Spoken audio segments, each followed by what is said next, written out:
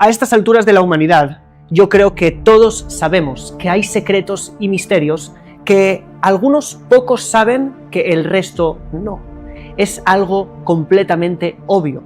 No solamente porque el 1% de la humanidad tenga más riqueza que el 99%, algo que por cierto me parece bastante mal, sino también porque vemos que a veces la gran mayoría de las personas caminan engañados hacia algún lugar en masas, y el motivo es porque desconocen cómo funcionan las cosas, mientras que otros que tienen más conciencia tienen los ojos abiertos a las reglas metafísicas del juego, es decir, las reglas espirituales del juego. Ellos saben que más allá de lo físico hay un mundo, hay dimensiones que son las que realmente rigen este mundo, y cuando sabes tener impacto en ellas, cuando sabes ver cómo funcionan las cosas ahí arriba, también van a cambiar ahí abajo. Si has llegado a este video, seguramente estarás completamente de acuerdo con lo que acabo de decir, y si es así, deja un buen like a este video de entrada, porque hoy voy a revelarte las 3 claves espirituales o metafísicas, y ahora te explicaré qué es lo que significa eso, que no quieren que sepamos y que nos han ocultado por muchísimo tiempo. Cosas que a priori pueden parecer sencillas, pero que cuando las pones en práctica, algo que no creíamos y no podíamos imaginar que tenía tanto poder, empieza a darnos resultados increíbles en nuestra vida. Son 3 claves que la sabiduría ancestral de la Kabbalah ya habló de ellas hace más de 2000 años y empezó a revelarnos estos misterios con un simple motivo: que seamos realmente libres, que seamos libres de toda subyugación de los sistemas que quieren esclavizarnos y separarnos de nuestra verdadera esencia, de lo que somos en realidad. La primera de las claves es que tú también puedes crear mundos igual que Dios creó mundos, y que nos han ocultado desde hace mucho tiempo lo que está codificado en el libro del Génesis. Dios no escribió el libro del Génesis como un libro de ciencia, para que sepamos cómo se creó el mundo. Esto no es así. El gran cabalista medieval Nachmanides, Rabbi Moshe ben Nachman, ya dijo que toda la obra de la creación del Génesis es una codificación de secretos para que algunos pocos puedan acceder allí para aplicarlos en su día a día, para crear nuevas realidades. Son patrones que podemos aprender, y sí, la gran mayoría leen eso y no lo entienden. Me da mucha gracia ver a personas religiosas literalistas peleando con científicos acerca del Génesis. Uno le muestra contradicciones al otro, el otro le intenta decir que básicamente Dios creó el mundo hace 6000 años con fósiles de hace 2 millones para probar a la gente a ver si realmente va a tener fe en Dios o va a creer a la ciencia, y otras cosas que realmente te das cuenta cuánto la anestesia, ¿sí? Cuánto el opio ha funcionado tanto en unos como en otros, cuando realmente el Génesis es un libro lleno de secretos para aquellos que quieran ahondar en ellos. Mucha gente me dice que en la Biblia no hay secretos. Si es así, ¿a qué se estará refiriendo el Salmo 25 cuando dice Sod Adonai Lireav? El secreto del Eterno es para los que le temen. Y allí hay muchísimo que hablar. ¿Qué secreto? ¿De qué secretos estamos hablando? ¿Qué dijo el rey David en el Salmo 119 cuando dijo Gal enai behabita niflaot mitorateja? Abre mis ojos, revela mis ojos. Gal viene de revelación. Revela a mis ojos y veré, podré observar las maravillas de tu Torah. La palabra maravillas viene de la palabra pele, que significa algo oculto. Como dice, por ejemplo, el texto en el verso 17 del libro de Deuteronomio, Ki palemim hadabar, cuando se oculte algo de ti, cuando no sepas algo. Niflaot viene aquellas cosas que se ocultan a los ojos de la mayoría cuando leen. Eso está literalmente escrito. Sí, hay una parte oculta en la Torá que Dios ha reservado para aquellos que realmente están comprometidos, y para que la gran mayoría no lleguen a eso, a hacer un uso negativo de las cosas que están escritas allí.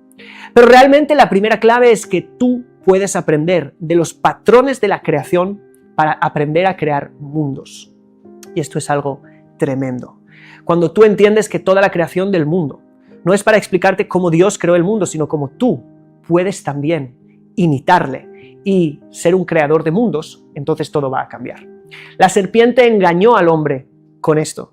Le dijo, ¿quieres ser como Dios? Para eso, bueno, Dios realmente no quiere que seas como Él, por eso no te permite comer, porque si comieras del fruto serías como Dios. La serpiente no estaba mintiendo en el hecho de que hay una importancia de ser como Dios. La serpiente estaba mintiendo de cómo ser como Dios. Pero los seres humanos estamos hechos a imagen de Dios y tenemos que venir y apegarnos al Creador. Este apego se consigue siendo como Él. Por eso dice, caminarás en sus caminos. Por eso dice, te apegarás a Él. ¿Cómo te vas a apegar a Dios? Dios es completamente espiritual. El apego, dicen los sabios de la Kabbalah, es la Ishtabut Atzura, la igualación de la forma. Y una de las cosas que hace Dios es ser creador. Una persona que crea realidades nuevas es una persona que se acerca a Dios, que empieza a sacar su potencial divino que Dios implantó dentro de esa imagen divina que hay en él, para realmente poder sacarla a la luz. Esa persona vive en plenitud porque vive en conexión. ¿Y cómo se hace? La verdad es que es imposible que te resuma todos los secretos que hay en el Génesis en un video, y tampoco los sé, sinceramente. Solo para que entiendas, hay un libro así de grande que se llama Tikkunei Zohar, ¿sí? Que las rectificaciones del Zohar, que es solamente del primer versículo de la Biblia, ¿sí? De los primeros versículos de la obra de la creación, y es enorme. Y aún se sigue estudiando. El punto es que no hace falta saber todo. Sabiendo los puntos principales de la creación del mundo, podrás también saber cómo crear mundos, y te voy a dar un gran ejemplo que puedes aplicar en tu vida desde ya. La gente piensa que para crear mundos se necesita ser activos, hacer algo, ¿sí? Venga, crea mundos, venga, ser. Es todo lo contrario. Eso es exactamente lo que la serpiente engañó al hombre, cuando le dijo, ven, come esto, haz esto y vas a ver cómo tú lo logras. Esto es lo que nosotros llamamos en la Torá, Kohi beotzem yadi, ¿sí? El pensar que mi fuerza y el poder de mis manos, eso es lo que me va a dar la victoria. Estamos muy equivocados. ¿Cómo empieza la creación del mundo? Bereshit bara Elohim et hashamayim ve'et haaretz. En el principio creó Dios los cielos y la tierra. ¿Te has fijado en la palabra creó? La palabra creó es muy interesante en hebreo. Bara viene de otra palabra en arameo, que es una lengua semítica que es obviamente hermana del hebreo, que también está en hebreo esta palabra, que es la palabra bar. Bar significa fuera, también significa hijo. Es decir, ¿qué es un hijo? Es algo que sale de mí, pero que ahora es independiente de mí. Está fuera de mí. Crear es que Dios sacó algo de él y lo separó de él, lo hizo independiente. Fuera. Es muy interesante. Si Dios es infinito, ¿cómo puede ser que haya algo aparte de Él? Si Él lo es todo, ¿en qué lugar? Está escrito en la Kabbalah que hay un concepto que se llama el tzimtzum. Para Dios poder dar lugar al mundo, lo que primero tuvo que hacer es autocontraerse, autoanularse, vaciarse, dejar un lugar vacío de sí mismo para que haya lugar para el mundo. Dios se hizo fuera, por eso crear es bara, bar, fuera. Y este es el concepto llamado tzimtzum, autocontracción, en los escritos de la Kabbalah. Nos damos cuenta de que hay algo muy increíble. Hay un movimiento, que es el movimiento que todo el mundo se olvida de hacer para crear nuevas realidades en su vida. El movimiento de la autoanulación, la autocontracción, el vacío que le dará lugar a lo próximo. Y esto es algo que solo las personas espirituales pueden comprender. Y te lo voy a decir con una metáfora. La metáfora del grano del trigo. Toma un grano de trigo y para que se cree a partir de él nuevas realidades, la única forma no es hacerle algo. La única forma es poniéndolo en la tierra. ¿Sabes qué le va a pasar en la tierra? En la tierra va a desintegrarse, va a desaparecer. Ese es el movimiento del Ain. Hacerme nada, autoanularme. Esa autoanulación es la que hace que cuando se desintegra empiece a salir de allí un tallo que luego se va a convertir en una germinación que va a ser una espiga de no solo un trigo, sino de mucho trigo. Y has visto que la multiplicación llega antes en la autoanulación. Es el movimiento que te revelé del primer versículo de la Biblia y de este concepto de la Kabbalah del tzimtzum. Pero eso no termina allí, porque eso sigue sucediendo, porque cuando tienes muchos granos de trigo, ahora lo que hay que hacer es, de alguna manera, triturarlos. Esa trituración es la autoanulación segunda, que las va a convertir en harina. La harina después hay que mezclarla con agua, pero amasarla y golpearla es otra forma de autoanulación para convertirse en masa. La masa hay que pasarla por fuego, que es otra forma de autoanulación que la va a convertir en pan. El pan hay que cortarlo, hay que masticarlo para convertirlo en energía. Y ahora, de grano de trigo, has pasado a ser parte de la energía de un ser humano, que es básicamente un propósito divino, porque el ser humano tiene alma divina. Y lo que era un grano se multiplicó y se creó y se convirtió en nuevas realidades, gracias al movimiento primero de autoanulación. Antes de empezar cualquier cosa, lo contrario de las ansias de crear y de hacer, lo que necesita es autoanularse ante la voluntad de Dios. Esa autoanulación que dice, acepto todo lo que venga a mi vida, acepto todo lo que tú estás haciendo. Esa autoanulación que dice, yo tengo una voluntad, pero antes anulo mi voluntad para ver si tú tienes otra. Es algo muy profundo, quédate con eso. Este movimiento de autoanulación es la antesala al segundo movimiento, que es el movimiento de la expansión. ¿Sí? Es decir, una vez que yo me autoanulé y le di lugar a Dios, ahora puedo actuar, pero ya actúo con Él, porque le di lugar. Y cuando actúo con Él, todo ya es muy diferente. Empiezo a ser no creador, porque querer ser creador aparte de Dios es el problema de la serpiente, sino a ser co-creador de mi realidad, junto con Él. Eso es muy poderoso.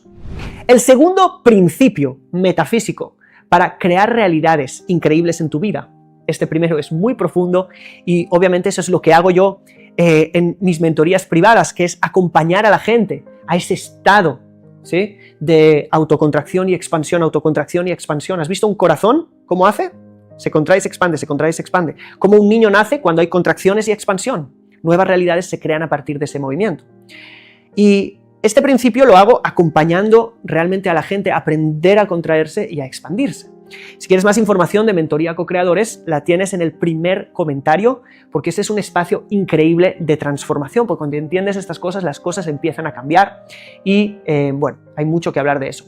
Pero el segundo principio es que Dios creó el mundo a través de las palabras. Este es un principio espiritual increíble. ¿Quieres crear realidades? Tienes que hablarlas. Tienes que proclamarlo. Tienes que sacarlo en forma de palabra. No es en vano, Dios no tiene boca y Dios no habla.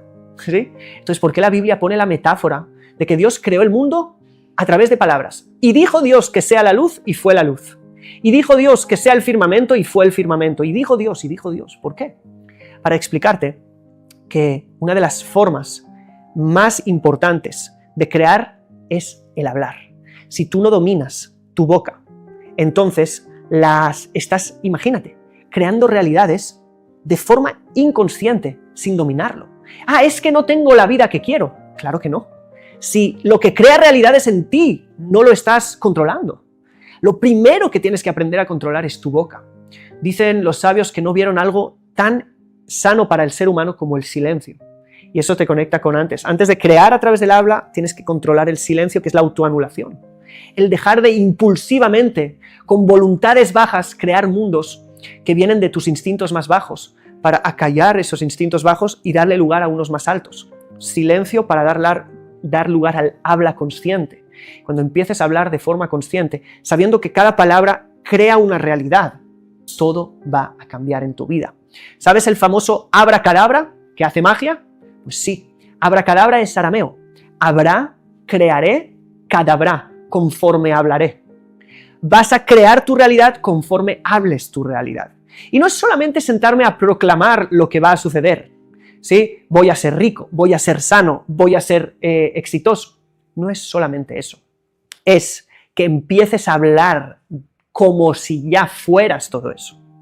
¿De qué forma hablas? No solamente en la palabra, porque las palabras que digas son solo una pequeña parte del habla. El habla tiene que ver con el tono, tiene que ver con la energía de tu alma que sale a través de la palabra, porque nos revela la Kabbalah que el alma sale con tu habla, como dice el libro de El Cantar de los Cantares, Nafshi yatza bedabro, mi alma salió en el habla. En el habla salen tus fuerzas. Si estás malgastando con tus fuerzas y tu energía con cosas bajas, así va a suceder, que se van a malgastar y no te van a quedar. Pero si tú aprendes a hablar como una persona consciente, si tú aprendes a hablar como una persona abundante, hay cosas que una persona abundante nunca diría y que la gran mayoría de las personas dice. Hay cosas que una persona apegada a Dios nunca diría y las personas lejos de Dios dicen. Tú no puedes repetir esa forma de hablar. Tú tienes que aprender a cambiar tu forma de hablar. Y eso es algo muy, pero que muy importante. Y el tercer principio es entender que cada acción crea una energía espiritual. Sí, cada acción que haces crea ángeles. Así lo explica la Kabbalah. Que cada vez que yo hago un acto bueno, creo un ángel bueno que me va a ayudar, va a ser energía positiva que me va a seguir ayudando a hacer más acciones buenas. Cada vez que hago un acto malo, yo creo energía negativa ahora en el mundo, que es la que me va a influenciar a hacer actos malos. Este principio espiritual, cuando empiezas a verlo, empiezas a ver que cada acción mala no es algo que va a desaparecer, es algo que va a permanecer a nivel espiritual.